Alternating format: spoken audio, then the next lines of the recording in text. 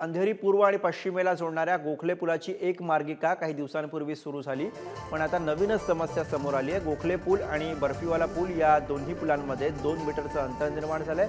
याविषयी अधिक माहिती दिली आमचे प्रतिनिधी रिद्देश हातीम यांनी। बघूया।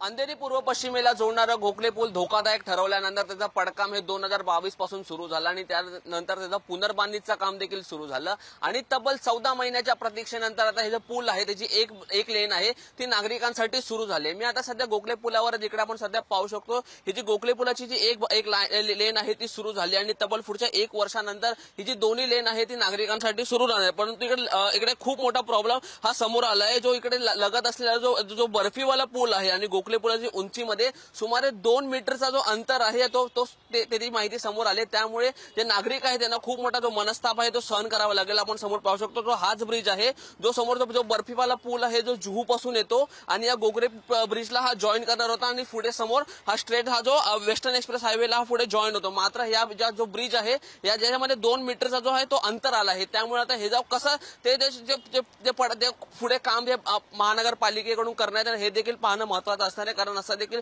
सांगण्यात येत आहे की या पुलाचा खर्च जवळपास 200 कोटी एवढा आला आहे आणि त्यानंतर असा हा जो प्रॉब्लेम समोर आहे त्यामुळे अजून जो खर्च आहे तो वाढणार आहे। एकीकडे पाहिलं मागील 14 महिन्यापासून हा जो ब्रिज आहे तो नागरिकांना ब्रिजची प्रतीक्षा करावी लागली की हा ब्रिज कधी सुरू होईल। कारण आपण पाहिलं हा खूप रहदारीचा जो परिसर आहे। इकडे अनेक इकडे MIDC आणि मोठ्या मोठ्या कंपनी आणि मुंबईतील लाखोच्या संख्येने जे नागरिक आहेत ते अंधेरी परिसरामध्ये काम करण्याकरता। तसंच हा जो ब्रिज आहे तो या परिसराचा महत्त्वपूर्ण ब्रिज देखील मानला जातो। कारण जोगेश्वरी, अंधेरी, जुहू, वर्सोवा हे जे सर्व नागरिकांना जर पश्चिमेपासून जर पूर्वेला जायचं असेल तर हाच एक ब्रिज आहे ज्याचा वापर करता येतो। मात्र हा ब्रिज बंद पडल्यानंतर त्यांना जो पुढे एकदा खारला जावं लागतं नाही तर अंधेरी सबवेला जावं लागतं आणि त्यावेळेला पीक टाइम्स मध्ये आपण पाहिलं तर तिकडे मोठ्या वाहतूक कोंडीचा देखील सामना नागरिकांना करावा लागायचा। मात्र आता जो गोखले पुलाचा जो एक भाग आहे तो सुरू झाला आणि दुसरा भाग सुरू व्हायला म्हणजे अर्थात हा गोखले पूल पूर्णपणे नागरिकांसाठी सुरू होण्याकरता जो 1 वर्षाचा वेळ लागेल। मात्र ह्या जो नवीन परत जो 2 मीटरचा जो अंतर आला आहे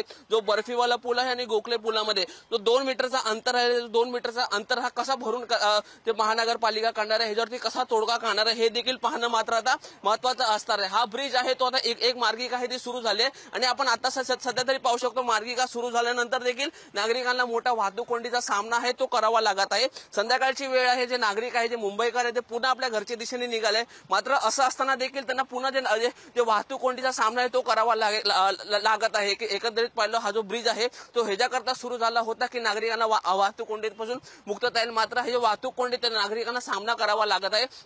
तशी जी ही नवीन प्रॉब्लेम आले जो गोखले ब्रिज आहे तसा तो बर्फीवाला ब्रिज आहे जो 2 मीटरचा जो अंतर आलाय त्या अंतरात जे महानगरपालिका ह्याच्यावरती कसं काम करेल आणि हा जो ब्रिज बांधण्यासाठी जो 200 कोटीचा जो खर्च सांगण्यात आलाय त्याच्यावरती अजून पालिकाला भर पडणार आहे। मात्र हे जे संपूर्ण काम पूर्ण व्हायला 1 वर्षाचा वेळ लागेल असं पालिकेकडून सांगण्यात येत आहे। मात्र नक्की किती वेळ लागणार हे देखील पाहणं मात्र तितकंच महत्त्वाचं असेल।